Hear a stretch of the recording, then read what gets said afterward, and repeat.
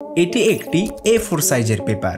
এখন আমি যদি বলি এই পেপারটার মাধ্যমে আমি চাঁদ অবধি যেতে পারবো, তাহলে কি আপনি বিশ্বাস করবেন? ইউটিউব শর্ট স্ক্রল করতে করতে আমার সামনে একটা ভিডিও আসলো যেখানে বলা হয়েছে একটা পেপারকে 42 বার ভাঁজ করলে সেটার থিকনেস নাকি পৃথিবী থেকে চাঁদের দূরত্ব অবধি হবে। কিন্তু কিভাবে? এইটা রিসার্চ করতে গিয়ে জানলাম একটা পেপারকে একবার ভাঁজ করলে তার পুরুত্ব দ্বিগুণ হয়ে যায়। দেখুন, এটা একটা পেপার, ধরে নিলাম এর পুরুত্ব 0.1 মিলিমিটার। এইটাকে যদি একবার ভাঁজ করি তাহলে এর পুরুত্ব দ্বিগুণ হয়ে যাবে, অর্থাৎ 0.2 মিলিমিটার। আবার ফোল্ড করলে তা হবে 0.4 মিলিমিটার। এখন এইটাকে আমাদের 42 বার ভাঁজ করতে হবে।